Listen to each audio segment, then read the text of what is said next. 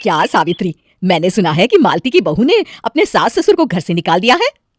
अब क्या कहूँ, आजकल की बहुओं का कोई भरोसा नहीं है, कब क्या कर दें। मालती की बहू को देखकर कौन कह सकता था कि वो ऐसी निकलेगी। तू सही कहती है, आजकल की बहुओं को देख मुझे तो बड़ा डर लगता है, कहीं मेरी बहू भी ऐसी निकल गई तो। नहीं, मैं तो गांव की सीधी साधी लड़की से अपने बेटे की शादी करवाऊंगी। इस तरह एक दिन गायत्री अपने बेटे की शादी गांव में रहने वाली मीना नाम की लड़की से करवा देती है। ये लीजिए माँ जी, आपके लिए गर्मा गर्म नाश्ता और चाय। अरे वाह बहू, सच कह रही हूँ, जब से तू इस घर में आई है मुझे तो बड़ा आराम है। तेरे जैसी बहू तो किस्मत वालों को मिलती है। का माँ जी, अब इतनी भी तारीफ मत करिए ना। धीरे धीरे मीना गायत्री की चहेती बन जाती है और मीना भी गायत्री को कभी शिकायत का मौका नहीं देती थी। फिर एक दिन, ये ले बहू, आज मैं बाजार से तेरे लिए साड़ी लाई हूँ। साड़ी देखते ही मीना का मुंह लटक जाता है। का माँ जी, ये भी कोई साड़ी है? ना, मुझे तो बिल्कुल पसंद नहीं आई। अरे लाना ही था तो कोई अच्छी महंगी वाली साड़ी ले आती मेरे लिए। आप तो ये सस्ती साड़ी उठा लाई। मुझे नहीं ना चाहिए आपकी ये साड़ी, आप ही पहनिए इसे। अरे ये क्या बहू, तू तो आजकल कुछ ज्यादा ही नखरे दिखा रही है। मैं इतने प्यार से तेरे लिए साड़ी लेकर आई हूँ और तू है कि उल्टा मुझे ही दो बातें सुना रही है। अरे माँ जी, आप अपने लिए तो बड़ी डिजाइनदार और महंगी महंगी साड़ियां खरीदती हैं और मेरे लिए ये सस्ती साड़ी ले आई। आप समझती हैं कि मैं गांव से आई हूँ इसलिए मुझे कुछ नहीं पता। हाँ, अरे कुछ नहीं, तुझे शहर की हवा लग गई है बहू।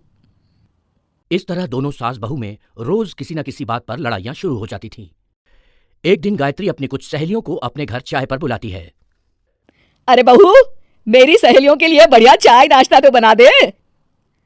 अरे माँ जी, अभी ना मेरे पास बिल्कुल भी समय नहीं है, मुझे ब्यूटी पार्लर जाना है। चाय नाश्ता आप ही बना लीजिए। हाँ, तू कब से ब्यूटी पार्लर जाने लगी है? शहर आए 2 दिन नहीं हुए और देखो महारानी के नखरे शुरू हो गए। बस भी करिए माँ जी, आपसे बहस करने के लिए मेरे पास ना बिल्कुल टाइम नहीं है। आपका क्या है, आप समझती हैं कि मैं गांव से आई हूं तो मुझे कुछ नहीं आता, और आप जो रोज रोज मुझसे मेहमान नवाजी करवाती रहती हैं नौकरानी की तरह। मीना के कमरे में जाते ही, अरे ये क्या गायत्री, तू तो अपनी बहू की बड़ी तारीफ कर रही थी, लेकिन ये तो तुझे कुछ समझती ही नहीं। भाई मुझे तो लग रहा था कि तेरी बहू गांव की है तो सीधी सादी होगी, लेकिन इसने तो शहरी बहुओं को भी मात कर दिया। हाँ।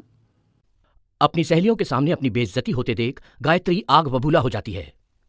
अरे क्या शहर और क्या गांव, मेरी तो किस्मत ही फूटी थी जो मैं इसे बहू बना के ले आई। भगवान जाने आगे और क्या क्या करेगी। अब तो मुझे कुछ ठीक नहीं लगता, तू जरा संभल के रहना, कहीं मालती की तरह तेरा भी हाल बेहाल ना हो जाए। अच्छा, अब हम चलते हैं। अपनी सहेली की बातें सुनकर गायत्री थोड़ी घबरा जाती है। अरे ये सुशीला क्या बोलकर चली गई, कहीं इसकी बात सच ना निकल जाए। दूसरी तरफ मीना सारी बातें सुन लेती है। अगले दिन से गायत्री अपनी बहू से कोई काम करवाने से पहले 10 बार सोचती थी। ज्यादातर काम वो खुद ही कर लेती थी। अचानक अपनी सास में आए इस बदलाव को देख मीना, लाइए ना माँ जी, मैं कर देती हूँ ना काम। एक बात पूछूं माँ जी, आजकल ना आप बड़ी चुप चुप सी रहती हैं, और अब मुझसे झगड़ना तो दूर, मुझसे खुल के बात तक नहीं करती आप। कुछ नहीं बहू, ऐसे ही। मीना अपनी सास की मंशा भांप जाती है और मुस्कुराते हुए कहती है, अरे माँ जी, चिंता मत करिए, मैं आपको घर से नहीं ना निकालने वाली। ये डर आप अपने मन से निकाल दीजिए। अरे छोटे मोटे झगड़े तो हर घर में होते रहते हैं, चाहे कुछ भी हो जाए, आप मेरी सासू माँ हो। मैं तो जिंदगी भर आपकी सेवा करूंगी माँ जी। अपनी बहू की बातें सुन गायत्री को एक प्रकार का संतोष होता है और उसकी सारी चिंताएं दूर हो जाती है। गायत्री अपनी बहू को गले लगा लेती है। मुझे माफ कर दे बहू, मैं तुझे गलत समझ बैठी थी। कोई बात नहीं माँ जी, ये ना घर घर की कहानी है। हाँ।